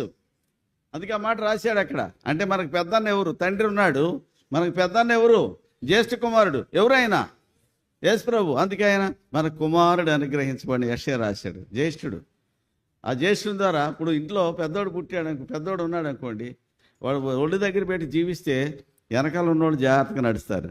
వీడే ఒళ్ళు దగ్గర లేకుండా జీవించాడు అనుకోండి, వెనకాల ఉన్నోళ్ళు అందరూ ఆడిబాటలోనే పడతారు. కాబట్టి దేవునింటి మీద కుమారుడు ఉన్నాడు. ఎవరా కుమారుడు అంటే బాధ్యత కలిగిన కుమారుడు, దేవునింటి మీద నమ్మకమైన కుమారుడు. దేవునింటి మీద అనేక మంది జ్యేష్ఠులు, అనేక మంది కుమారుల్ని దేవునింట్లోకి తెస్తున్నాడు జ్యేష్ఠుడుగా. అందుకే తన కుమారుడు అనేక మంది కుమారులు జ్యేష్ఠుడగినట్లు దేవుడు ఎవరిని? చదవండి. ముందు ఎరిగెను వారు తన కుమారునితో ఏమవ్వాలా? నీవు నేనేం కావాలా? ఆ కుమారుని యొక్క సారూప్యంలోకి మార్చబడాలా. ఆ కుమారుని సారూప్యం ఏంటి? పాపం లేనివాడు, పాపం ఎరగనివాడు, పాపం చేయనివాడు. ఇది ఆ కుమారుని సారూప్యం. ఆ సారూప్యంలోకి నీవు నేను మార్చబడాల. ఆ సారూప్యంలోకి నీవు నేను మార్చబడాల. ఇంకేమున్న తర్వాత? ఇవి కుమారునికి ఉన్న కొన్ని ప్రివిలేజెస్, జ్యేష్ఠుడికి ఉన్న ప్రివిలేజెస్ అండి ఇవి. కాబట్టి రెండో స్టేజ్ ఏంటి విశ్వాసకి? మొదటిది ఏంటి? పిల్లలు. రెండో స్టేజ్ ఏంటి? కుమారులు కదా. మూడవ స్టేజ్ ఏంటి? పిల్లలు ఎదిగితే ఏ స్టేజ్లోకి వస్తారు? యవన కాలం. యవన కాలమున కాడి మోయట నరునికి మేలు, దాని వాని మీద మోపినవాడు యెహోవాయే. అంటే మూడో కాలం ఏంటి? మూడో కాలం ఏంటండి? యవన కాలం. ఏ కాలం? యవన కాలం. యవన కాలంలో విశ్వాసులు యవన కాలంలోకి వస్తే ఏం చేస్తారు? యేసుప్రభు చెప్పినాడు, నేను సాత్వికుడను, దీన మనసు గలవాడను, నా కాడి సుడువుగాను, నా భారము తేలిగ్గా ఉండను కనుక సులువైన నా కాడిని ఎత్తుకొని నా యొద్ద నేర్చుకోండి, అప్పుడు మీ ప్రాణాలకి విశ్రాంతి గల. మత్తయి సువార్త 11వ అధ్యాయం 29 కదా. నా కాడి సులువుగా ఉంటుంది, నా భారం తేలిగ్గా ఉంటుంది. కాబట్టి మీరు రైతులు చూశారు ఎప్పుడన్నా? రైతులను ఏం చేస్తారు? బండి కిందకి అంటే కాడి కిందకి తెస్తారు గిత్తల్ని. 2 గిత్తల్ని ఒకసారి కడతారా? లేకుంటే ఒక ఎద్దును గిత్తను కడతారా అమ్మా? ఎద్దులు కాదు నేను మాట్లాడేది. ఎద్దు అంటే దానికి బుడ్డ వేస్తారు, గిత్త అంటే దానికి బుడ్డ వేయరు. ఎద్దు అంటే వేరు, ఇక దానికి వేరే ధ్యాస ఉండదు దానికి కదా. గిత్త అంటే అది ఆబోతు, రీప్రొడక్షన్కి పనికి వస్తుంది అది. కాబట్టి ఏం చేస్తారు? ఓ పక్కన ఎద్దును కడతారు, ఇంకో పక్కన ఏం చేస్తారు? గిత్తను కడతారు. ఎందుకు? ఎద్దుకేమో అనుభవం ఉంటుంది, గిత్తలకి ఏముంటాయి? ఏముంటుంది? దూకుడు ఉంటుంది. ఓ పరిగెడతా ఉంటాయి, కాడి భుజాన్ని వేసుకుని పరిగెడతా ఉంటాయి. ఎక్కడైనా గుంట వచ్చింది అనుకోండి, ఆ గుంట వస్తే ఏమవుతాయి? నీలుగుతూ ఉంటాయి. ఆ గుంటలోంచి బయట నీళ్ళు ఆగలేక అప్పుడు ఎద్దు ఏం చేస్తుంది? ఎద్దు ఏం చేస్తుంది? ఎందుకు వెనకబడ్డావు లాగు అంటుంది, దాన్ని సపోర్ట్ చేస్తుంది. ఎందుకేముంది? గుంటలో బండిని ఎట్లా లాగాలో ఎద్దుకు తెలుసు, అవునా కదా? ఇదేమో దూకుడుగా పోద్ది. అదే మీరు కనుక 2 గిత్తలు కట్టారనుకోండి, 2 గిత్తలు ఏం చేస్తాయి? కాడి పారేసి రెండింటికి పొగరబోతాను ఉంటుంది కదా, కాడి పారేసి కొమ్ముకుంటాయి. అందుకే భక్సి గారు ఏం చేసేవాడంటే, వృద్ధుడైన ఒక సేవకుడికి ఒక యవనస్తుడిని అంటగట్టేవాడు. ఈ వృద్ధుడైన సేవకుడు ఎక్కడికి పోతే యవనస్తుడు ఆయనతో పోవాలా, యవనస్తుడు ఆయనతో పోవాలా. ఆ యవనస్తుడైన వాడు ఆ సేవకునికి పరిచర్య చేయాలా, పరిచర్య చేసి ఆయనతో కలిసి కొనసాగాల, ఆయన దగ్గర పాఠాలు నేర్చుకోవాలి. ఇదే యవన కాలం కదా, యవన కాలం. ఏలియాకి 100 మంది ఉన్నారు, బేతేల్లో ఉన్నారు, ఎరికోలో ఉన్నారు, తర్వాత యోర్దాను దగ్గర ఉన్నారు శిష్యులు, 100 మంది ఉన్నారు. కానీ సరైన శిష్యుడు ఒకడు లేడు, సరైన శిష్యుడు ఒకడు లేడు. దేవుడు చెప్పాడు, అబేల్మహోలా వాడైన షాపాతు కుమారుడైన ఎలీషాని నీ తర్వాత ప్రవక్తగా ఉంటాను ఆయన అభిషేకించమన్నాడు. 19వ అధ్యాయం 1 రాజులు 19-20 వచనాల్లో ఏలి ఏం చేస్తున్నాడట? అతను చేరబోయి తన దుప్పటి అతని మీద వేసాడట కదా. అప్పుడు ఎలీషా ఏం చేస్తున్నాడండి? ఏలి అతని దగ్గర పోయినప్పుడు ఏం చేస్తున్నాడు? ఆయనకి ఎన్ని అరకలు ఉన్నాయి? 12 అరకలు ఉన్నాయి. ఈయన ఏం చేస్తున్నాడు? 12వ అరకను ఈయన దోలుతున్నాడట. మీరు ఎప్పుడైనా పొలం దున్నేవాళ్ళని చూసారా? ఇప్పుడున్న జనరేషన్కి తెలియదులేండి. రైతులు వెనకటి దినాల్లో పొలం దున్నేవాళ్ళు ఏం చేస్తారంటే 4-5 నాగళ్ళు పెట్టి, ఒక నాగలి ముందు వెళుతుంది, ఒక సాలు వేసుకుంటూ పోతే రెండో నాగలి దాని వెనక ఉంటుంది, ముందు ఉండదు, 2 కలిసిపోవు. దాని వెనకాల చాలు కలుపుకుంటూ పోతాడు వెనకోడు. ఆ తర్వాత 3వవాడు ఆ చాలు కలుపుకుంటూ పోతాడు, 4వవాడు ఆ చాలు కలుపుకుంటూ పోతాడు. ఇప్పుడు ఎలీషా ఎక్కడున్నాడు? 12వ అరకం దోలుతున్నాడు. అంటే ఎలీషా ఎక్కడున్నాడు? వెనకాల ఉన్నాడా, ముందు ఉన్నాడా? చెప్పరే. వెనక ఉన్నాడు. 12వ అరకు తాను దోలుతున్నాడు. 12వ అరకు దోలుతున్నాడు అంటే అర్థం ఏంటి? 12వ అరకు దోలుతున్నాడు అంటే ఈయన మిగతా 11 మంది చాలు కలుపుకెళ్తున్నారా లేదా, వాళ్ళ పనిని పరీక్షిస్తున్నాడు ఎలీషా. అబ్బాయి నువ్వు సరిగ్గా నడపట్లేదు, సరిగ్గా తీయట్లేదు, చాలు కలపట్లేదు, సరిగ్గా చేయరని వెనకాళ్ళు హెచ్చరిస్తున్నాడు. ఇది ఎలీషా యొక్క అనుభవం. ఎలీషాకి ఎంత వస్తుంది? 12 అరకలంటే రోజుకి ఒక అరకెడ్లు ఎంత పొలం దున్నుతాయి? ఏమండి, మనం వ్యవసాయం చేస్తే కదా మనకి ఎక్కేది, అవునా కదా? మనం వ్యవసాయం చేయట్లేదు, బియ్యం ఎట్ట వస్తాయి కూడా తెలియదు జనానికి, ఈ కాలం జనరేషన్కి వడ్లు ఎట్ట పడుతాయో కూడా తెలియదు. ఇది పరిస్థితి కదా. దుక్కులు నెల రోజులు సాగుతాయి.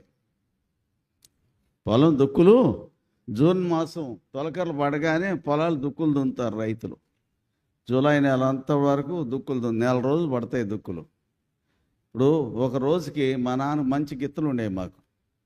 1 ఎకరం పొలం దున్నేవాడు మా నాన్న. ఊరుంటే ఇంకా టైం బాగుంటే నేల గరప నేల అయితే 2 ఎకరాల పొలం కూడా దున్నవచ్చు. మన మాగాడి నేల అయితే చాలా గట్టిగా ఉంటుంది, సాలిడ్గా ఉంటుంది కనుక వర్షం పడినాకే దున్నేవాళ్ళు. కాబట్టి మెత్తబడద్ది నేల అని చెప్పి రోజుకి ఎకరం-1.5 పొలం దున్నేవాడు. రోజుకి ఎకరం వేసుకోండి, 12 అరకలు రోజుకి ఎన్ని ఎకరాలు దున్నుతాయి? 12 ఎకరాలు 30 రోజులకి 360 ఎకరాలు. 360 ఎకరాలు ఆసామి కొడుకు ఎలీషా. అర్థమవుతుందా? మనకైతే 1 ఎకరం 2 ఎకరాలు పొలం ఉందనుకోండి, చెలో దిగుతాము మనం. గట్టి మీద కూర్చుని అరే ఇది చేయరా అని ఇక్కడి నుంచి ఏం చేస్తాం? వాడికి డైరెక్షన్ ఇస్తాం. కానీ పనివాడు ఎట్ట పని చేస్తున్నాడు ఎప్పుడన్నా పనివాడి పనిని పరీక్ష చేస్తాం. చేలోకి దిగుతాము మనం చేలోకి దిగం అంటే పెత్తనం చేస్తాం గట్టి మీద కూర్చుని. కానీ ఎలీషా ఏం చేస్తున్నాడు? చేలో దిగి పని చేస్తున్నాడు అండి. సేద్యం చేసే అనుభవం కలిగిన వాడు ఎలీషా. యోబుకి ఎంత ఆస్తుంది? ఎన్ని ఎడ్లు ఉన్నాయి? 500 జతల ఎడ్లు ఉన్నాయి. ఒక జత ఎడ్లు రోజుకి ఎకరం పొలం దున్నితే 500 ఎడ్లు ఎన్ని ఎకరాలు దున్నుతాయి? 500 ఎకరాలు దున్నుతాయి, అవునా కదా? మరి దుక్కులు 30 రోజులు సాగితే 30 రోజులకి ఇంటూ 500 వేసుకోండి. 15,000 ఎకరాల ఆసామి యోబు సామాన్యుడి కాదు. తూర్పు దేశపు జనుల్లో అతడే ధనవంతుడని రాసినాడు యోబు గ్రంథంలో. అన్ని వేల ఎకరాలున్న ఆసామికి కూడా దేవుడు కావాల్సి వచ్చినాడు. ఈ దిక్కు మొక్కులేని నీకైతే దేవుడు అక్కర్లే. చెప్పండి. వాళ్ళ క్రైస్తవులకి ఏమీ లేకపోయినా తలపోటు ఎక్కువ, తలపొగరు ఎక్కువ. ఏమీ లేకపోయినా సరే తలపొగరు ఎక్కువ. మీరు ఏమనుకోకపోతే ఒక మాట చెప్తా, ఎక్కువ అంటే కృష్ణా జిల్లా, గుంటూరు జిల్లా బాగా ఉప్పు ఎక్కువ తింటారు. ఉప్పు ఎక్కువ తింటే ఏముంది, చాలామంది 45 ఏళ్ళకి 50 ఏళ్ళకే కాళ్ళు చేతులు పడిపోతున్నాయి, పక్షవాతం వస్తుంది. ఎందుకు? ఉప్పు ఎక్కువ తింటే. ఉప్పు తగ్గించండి. ఆ ఉప్పు ఎక్కువ తింటే ఏమొస్తుంది? తలపొగరు పెరుగుద్ది, ఇష్టానుసారంగా మాట్లాడతాం, నోరు ఇష్టానుసారంగా వెళ్ళిపోతాయి. అవునా కదా? అవును. ఉప్పు ఎక్కువ తినవద్దండి. ఎలీషా 360 ఎకరాల ఆసామి కుమారుడు. ఇప్పుడు ఏలియా పోయేసి అంటే దుప్పటి తీసి ఆయన మీద వేసిన అంట. దుప్పటి దేనికి గుర్తు? దుప్పటి దేనికి గుర్తు? బాధ్యత. అరవిందం గారు కర్నూలులో అరవిందం గారు చనిపోతే సమాధికి వెళ్ళానేమో. జీటీ బెంజమిన్ గారు సమాధుల తోటలో వాక్యం చెప్తున్నాడు. వాక్యం చెప్తా, ఇప్పుడు ఆయన దుప్పటి పారేసిపోయినాడయ్యా, దుప్పటి ఎవడేసుకుంటాడయ్యా అని క్వశ్చన్ చేసినాడు. ఒక్కడు మాట్లాడలే. అప్పుడు దాకా పిచ్చేపాటి రకరకాల మాటలు మాట్లాడుకున్నారు. ఆయన దుప్పటి పారేసిపోయినాడు, ఇప్పుడు ఆ దుప్పటి ఎవడేసుకుంటాడు రండి మీలో అన్నాడు. ఎవరూ రాలే. దుప్పటేసుకున్నాడు కావాలి కదా, బాధ్యతలు పంచుకున్నాడు కావాలి కదా, సంఘంలో బాధ్యతలు పంచుకున్నాడు కావాలా. నాకు పెత్తనం ఇస్తారా, నేను నడిపిస్తాను అంటారు చాలామంది. ఇవ్వాలి నీకు పెత్తనం ఏమని ఇస్తారు? ఎక్కడ నమ్మకంగా ఉన్నా పెత్తనం ఇవ్వాలి నీకు? పెత్తనం అంటే అర్థం ఏంటి? పెద్దతనం. సంఘంలో పెద్దతనం అంటే నీకు పెద్ద మనసు ఉంటే పెద్దతనం ఇస్తారు. దేనికి అక్కడికి రావు నువ్వు, సంఘంలో బాధ్యతలు పంచుకో నువ్వు. కానీ ఏం చేస్తావు? పేర్లు పెడతావు. వాడు వీడు వాడెందుకు, వాడు సరిగ్గా రానే రాడు, వాడికి బలపంచే పని ఇచ్చారు, నేను రెగ్యులర్గా వస్తే నాకు బలం ఎవరు, నువ్వు ఎక్కడ నమ్మకం ఉన్నావు నీకు తెలుసు, కానీ పేర్లు పెడుతుంటావు. దుప్పటేసుకునే బాధ్యత అనేది సామాన్యమైంది కాదు కదా. ఏలియా ప్రయాణంలో తన దుప్పటి ఎలీషా మీద వేయగానే, నేను ఇప్పుడే మా ఇంటికి పోయి మా అమ్మ నాన్నకు చెప్పేసి పర్మిషన్ తీసుకొస్తానని చెప్పి పోయి ఆ ఎడ్లను వధించి వాళ్ళందరికీ భోజనాలు పెట్టి ఏలియాని వెంబడించాడు ఎలీషా. తర్వాత మళ్ళీ ఇంటికి పోలే ఆయన. ఏలియా తర్వాత నెక్స్ట్ ప్రవక్త, 100 మంది ప్రవక్తలు ఉన్నా కూడా ఏలియాని ఏలియా తర్వాత ప్రవక్త అయినాడు. ఏలియా 7 అద్భుతాలు చేస్తే ఎలీషా 14 అద్భుతాలు చేశాడు. 2 అంతల ఆత్మను పొందాడు ఆయన. ఎవరు? ఎలీషా. ప్రియమైన వాళ్ళారా, కాబట్టి యవన కాలంన కాడి మోయిట, విలాపవాక్యం 3:27 ఏముంది? యవన కాలంన కాడి మోయిట నరునికి మేలు, వాని మీద మోపినవాడు యెహోవాయే. 3వది యవన కాలం, కాడి వేసుకునే అనుభవం, కాడి మోసే కాలం. నేను సాత్వికుడు అంటే యేసు ప్రభు కాడి సుడువుగా ఉంటుంది, భారంగా ఉంటుంది. నువ్వు కాడి వేసుకోవాలి. కాడి ఏం చేస్తుంది? లైఫ్ని కంట్రోల్ చేస్తుంది. యోగ్ controls your life, cross empties your life. సిలువ ఏం చేస్తుంది? మనిషిని ఖాళీ చేస్తుంది. కాడి ఏం చేస్తుంది? మనిషిని బ్యాలెన్స్ చేస్తుంది. లైఫ్ బ్యాలెన్స్ అవ్వాలా. లైఫ్ బ్యాలెన్స్ కాలేదనుకో నీ లైఫ్ అంతా ఏమవుద్ది? తక్కిడే. ఏంటది? కప్పలు తక్కిడ. కాబట్టి లైఫ్ బ్యాలెన్స్డ్గా ఉండాలి క్రైస్తవ జీవితం అనేది. అర్థమవుతుందండి?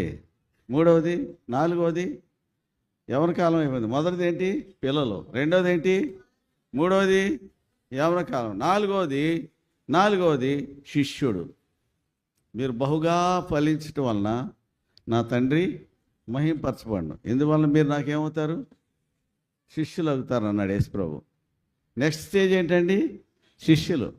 ఏం కావాలి శిష్యుడు అంటే? శిష్యుడికి ఉండే లక్షణాలు ఏంటి? యెషయా గ్రంథం 50వ అధ్యాయం 4-5 వచనాలు. Book of Isaiah chapter 50 versus. అలసిన వారిని ఊరడించు.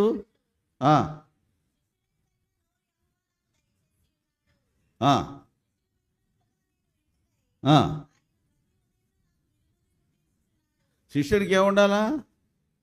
చెప్పండి. తగిన నోరు ఉండాలా, మించి మాట్లాడకూడదు. ఎస్, అవునంటే అవును, కాదంటే కాదు. శిష్యుడికి ఏముండాలా? తగిన నోరే ఉండాలా. అవునా కదా? ఎలీషాని ఆ శిష్యులు అడుగుతున్నారు, నేడు బేతేలు నుంచి ప్రయాణం, అంటే గిల్గాల్ నుంచి ప్రయాణం ప్రారంభిస్తే బేతేల్లో ప్రవక్తల శిష్యులు ఉన్నారు. నేడు నీ గురువును యెహోవా పరమునకు తీసుకొని పోవునని నీవు ఎరుగుదువా అన్నారు. 2వ రాజులు 2వ అధ్యాయంలో. అంటే ఎలీషా ఏమన్నాడు? నేను ఎరుగుదును, మీరు ఊరకుండుడి. నేను ఎరుగుదును, మీరు ఊరకుండుడి. అంతేగాని మించి మాట్లాడాడు ఎలీషా? లేదు. తర్వాత అక్కడి నుంచి ఏం చేశాడు? ఎరికోకి వెళ్ళాడు. ఎరికోలో కూడా ప్రవక్తల శిష్యులు ఉన్నారు. వాళ్ళు ఏమంటారు? నేడు నీ గురువును యెహోవా పరమునకు తీసుకొని పోవునని నీవు ఎరుగుదువా అంటే ఎలీషా అన్నాడు, నేను ఎరుగుదును, మీరు ఊరకుండండి. అంతే. మించి మాట్లాడా? ఎక్కువ తక్కువ అని మాట్లాడా? మనం ఏం చేస్తాం? చాలా ఎక్స్ట్రాలు మాట్లాడతాం. శిష్యునికి ఏముండాలా? తగిన నోరు, సందర్భానికి తగినట్లుగా ఉండాలి నోరు తప్ప శిష్యుడు ఎక్స్ట్రా మాట్లాడడానికి లేదు. తర్వాత వినుబుద్ధి, అంటే శిష్యుడికి వినే బుద్ధి ఉండాలి. నువ్వు శిష్యుడు కావాలంటే వినే బుద్ధి ఉండాలి. మనం వినకుండా చెప్పేది అవతల చెప్పేది వినం, కానీ ఎక్స్ట్రా మాట్లాడతాం. శిష్యుడికి వినే బుద్ధి ఉండాలి. శిష్యుడు, మీరు బహుగా ఫలించడం వలన నా తండ్రి, శిష్యుడు ఫలాలు తెచ్చేవాడు. ఎన్నైనాయి? 4 అయినాయి. మొదటిది పిల్లలు, 2వది కుమారులు, 3వది యవ్వనకాలం, 4వది శిష్యులు, 5వది మత్తయి సువార్త 10వ అధ్యాయం.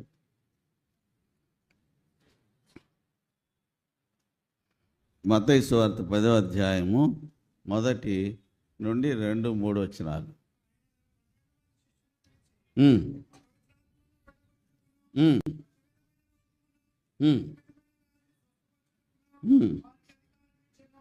ఏమిచ్చాడు?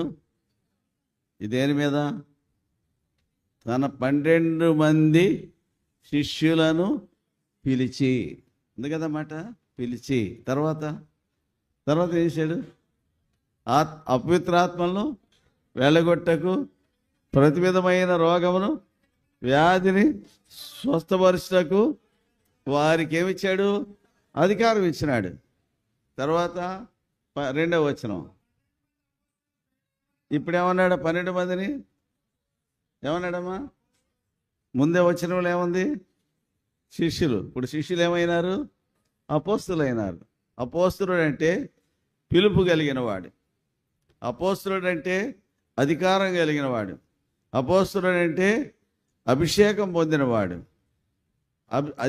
అపోస్తులుడు అంటే 12 మంది అపోస్తుల పేర్లు ఏమనగా 5వ వచనం ఏముంది? అపోస్తులైన ఇప్పుడు ఆ 12 మందిని ఏం చేస్తున్నాడు? యేసుప్రభువు వారు పంపుతున్నాడు. అపోస్తులుడు అంటే పంపబడినవాడు. అపోస్తులుడు అంటే పిలువబడినవాడు. అపోస్తులుడు అంటే అధికారం పొందినవాడు. అపోస్తులుడు అంటే పంపబడినవాడు. అపోస్తులుడు అంటే అధికారం పొందినవాడు. అపోస్తులుడు అంటే అభిషేకించబడినవాడు. దినాల్లో చాలామంది ఆ కుకటపల్లిలో ఒక పెద్ద మనిషి ఉన్నాడు. 10,000 ఇస్తే నీకు సర్టిఫికెట్ ఇస్తాడు. ఏం సర్టిఫికెట్? Doctorate, PhD. ఆ సర్టిఫికెట్ తీసుకొని ఈ మధ్య కొంతమంది పెద్దలు అపోస్తలుడని పేరు పెట్టుకుంటున్నారు. పిలిపే లేదు, అపోస్తలుడని రాసుకుంటున్నారు. ఎట్లా వస్తుందయ్యా అపోస్తలుడు అంటే? అపోస్తలుడు క్వాలిటీ ఒకటి లేదు. అపోస్తలుడు దానికి అర్థమే తెలియదు. తెలియనోడు అందరూ ఏం చేస్తారు? రండి నేను బోధ చేస్తా. ఆ 4 గోడల మధ్య కూర్చుంటా డోలు కొట్టుకుంటుంటాడు. రండి నేను బోధ చేస్తా. మీరు తెచ్చింది నాకేమండి, నేను చెప్పింది మీరేనండి. సంఘాలు ఇదే కదా నడుస్తుంది. ఇదే కదా సంఘాలు నడిచేది. క్రైస్తవుల మధ్యలో జరుగుతున్నది ఏంటంటే లూటింగ్. పిలుపు లేనోడు అపోస్తలుడు, అవునా కదా? అధికారం లేనోడు అపోస్తలుడు, అభిషేకం పొందినోడు అపోస్తలుడు, పంపబడని వాడు అపోస్తలుడు. ఎట్లా పెట్టుకుంటారు ఈ పేర్లు? చెప్పండి. లేదు కదా. ప్రభు పిలుపుందా? చెప్పండి. ప్రభు పిలుపుందా? లేదు. పిలుపు లేకపోయినా వచ్చారు సేవకి, మంచిదే. కాడి కిందకు వచ్చావా? నువ్వు కాడి కింద కాడి భుజానే వేసుకోలేదు. దాని యొక్క దాన్ని ఎట్లా బ్యాలెన్స్ చేసుకోవాలో తెలియదు, ఎలా నడిపించాలో తెలియదు. సంఘాన్ని నడిపించాలంటే చిన్న పిల్లకాయల ఆట కాదు. సంఘం నడిపిస్తామంటే ముళ్ళ కిరీటం. సంఘం నడిపిస్తామంటే ముళ్ళ కిరీటం పెట్టుకున్నా అది సులువుగా నడిపిస్తుంది ఏమో, కానీ సంఘం నడిపించాలంటే ఒక మనిషి రకరకాలు. మనకు 500 మందిని మేనేజ్ చేయడానికి కష్టం, 40 లక్షల మందిని మోసి ఎట్లా మేనేజ్ చేశాడో మనకి ఇప్పటికీ పిచ్చెక్కుద్ది. ఒకడొచ్చి అంటాడు, ఈ అరణ్యంలో చచ్చుటకు మందికి ఎందుకు రప్పించావు? ఒకడే అంటాడు వచ్చి, ఇక్కడ నీళ్ళు లేవు, గింజలు లేవు, దానిమ్మలు లేవు, ద్రాక్షలు లేవు, తాగుటకు నీళ్ళే లేవంటే ఇంకోటి వచ్చాడు, నువ్వు మాకు పాలు తేర్లు ప్రవహించి దేశాన్ని మాకు ఇయ్యలేదు, మా ప్రాణాలు కావాలని కానీ ఇంకోటి వచ్చాడు. ఇట్లా రోజుకొకడు వచ్చాడు, రోజుకో కంప్లైంట్. 4 లక్షల మందిని ఎట్లా మేనేజ్ చేశాడు ఆ మనిషి? 500 మంది మేనేజ్ చేయటం కింద మీద అయిపోతాం మనం, అవునా కాదా? దైవజ్ఞానం లేకపోతే ఒక సంఘాన్ని నడిపిస్తూ ఉంటే ఆశ్రమ శివారం కాదు. రకరకాల ఇప్పుడు నోవా వాళ్ళు ఏమున్నాయి? పెద్ద పుల్లు ఉన్నాయా? దానికి ఏం అలవాటు? నేనే రాజుని అంటది. సింహాలు ఉన్నాయా? దానికి ఏం అలవాటు? I'm the king of forest అంటాడు వాడు, అవునా? పెద్ద పుల్లుకి అదే మైండ్, సింహాలకి అదే మైండ్. జిరాఫీలు ఏముంటాయి? నేను జంతువులందరిలోకి ఎత్తైన దాన్ని, నేనే పెద్ద అని అంటది. అది ఏనుగు ఉంటుంది, అదేముంటుంది? బలమైన దాన్ని నేను ఒకసారి కాలుకేసి కింద వేసి తొక్కితే పచ్చడి చేసి పారేస్తానంటది ఏనుగు, అవునా? కుక్కలు ఉన్నాయా? వాటికి అరిసే అలవాటు. తోడేళ్ళు ఉన్నాయా? వాటికి చెదరగొట్టే అలవాటు. పాములు ఉన్నాయా? కనపడకుండా కాటేసేది అలవాటు. ఇన్ని రకాల జంతువులు ఉన్నాయి. సంవత్సరం పాటు వాళ్ళలో ఉన్నాడు నోవా. ఉన్నాడా? తలుపు తీసుకుని బయటికి పారిపోయినాడా? చెప్పరే. తోడేళ్ళు ఉన్నాయి, అరిసేవాళ్ళు ఉన్నారు, కరిసేవాళ్ళు ఉన్నారు, పడేసి తొక్కేవాళ్ళు ఉన్నారు, కాటేసేవాళ్ళు ఉన్నారు, ఇంకా ఆధిపత్యం కొరకు పోరాడేవాళ్ళు ఉన్నారు. వీళ్ళందరూ ఎక్కడున్నారు? ఆ వాళ్ళలో ఉన్నారు. ఇంతకీ ఏం తిన్నారు వాళ్ళు?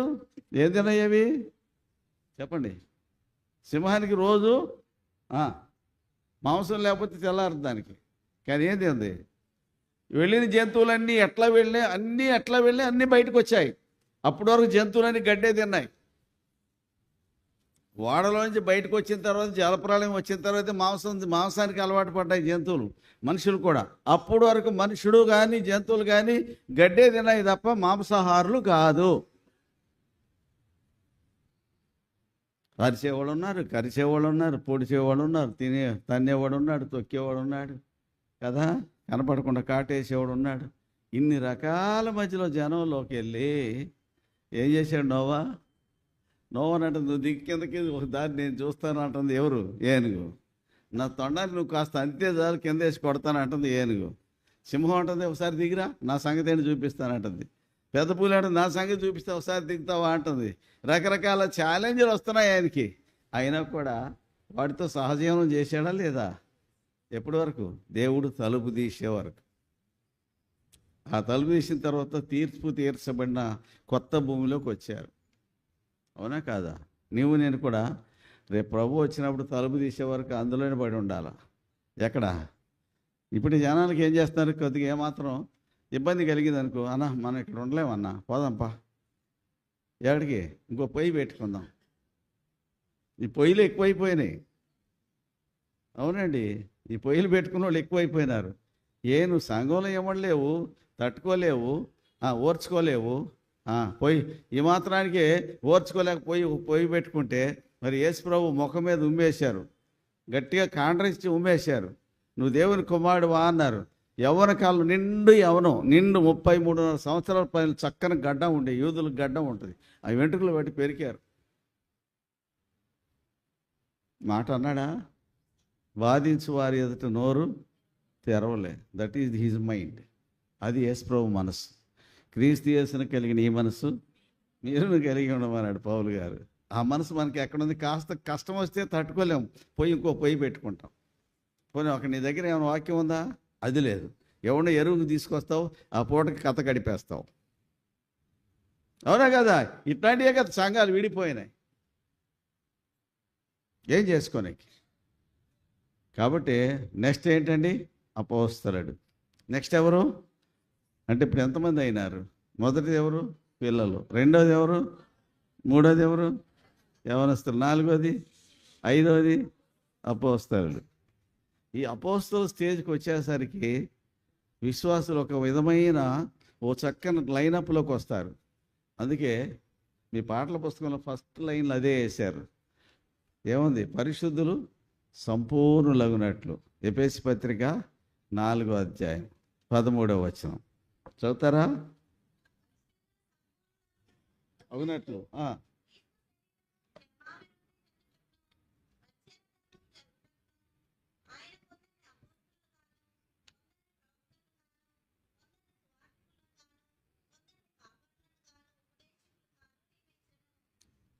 దేనికోసం నియమించాడు దేవుడు? సంఘం క్షేమాభివృద్ధి పొందాలా? పరిశుద్ధులు ఏమవ్వాలా? సంపూర్ణతలోకి వెళ్ళాలా? సంఘం సంపూర్ణతలోకి వెళ్ళాలండి. పెళ్లి కుమార్తెలోకి రావాలంటే ఎవరెవరు కావాలి సంఘానికి? కొంతమందిని ఏం చేశాడట? అపోస్తలుడు స్టేజ్కి వెళ్ళినాక అక్కడ డీవియేషన్, అక్కడ డివైడ్ అయినారు. వాళ్ళకున్న తలాంపుతులను బట్టి కొంతమంది ఏం చేసినారట? అపోస్తలుగా చేశాడు. కొంతమంది ఏమైనారు?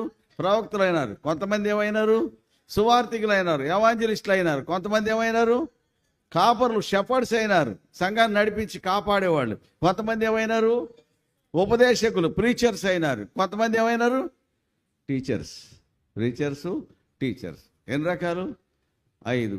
అపోస్తలులు, ప్రవక్తలు, సువార్థికులు, కాపర్లు, ఉపదేశకులు. 5 రకాలు వచ్చారు. ఎక్కడి నుంచి వచ్చారు వీళ్ళంతా? ఏ స్టేజ్లో నుంచి వచ్చారు? ఏ స్టేజ్లో? ఏమండి? ఏ స్టేజ్ నుంచి? అపోస్తలుడు స్టేజ్ నుంచి. 10,000 పెట్టి సర్టిఫికెట్లు కొనుక్కుని అపోస్తలుడు అని పేరు పెట్టుకున్నాడు కాదు అపోస్తలుడు. అపోస్తలుడు అంటే ఈ క్వాలిటీస్ రావాలా. పుట్టింది ఎక్కడ?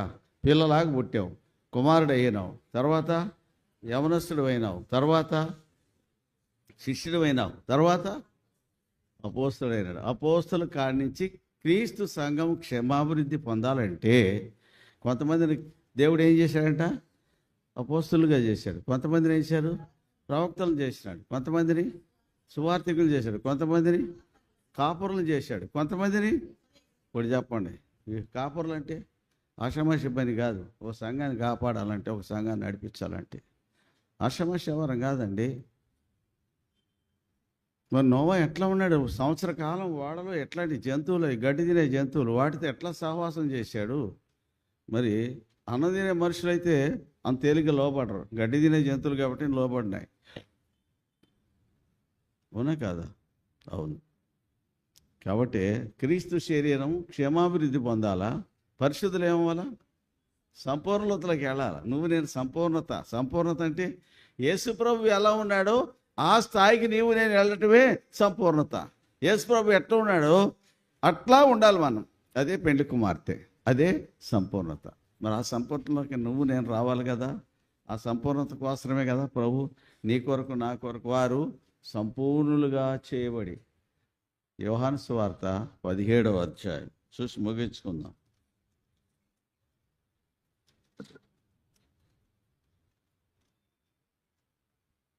17వ అధ్యాయం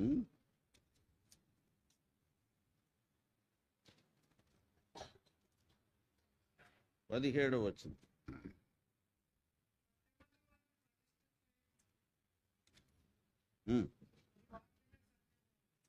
ఒక్క నిమిషం. 22. మనము ఏకమై ఉన్నలాగున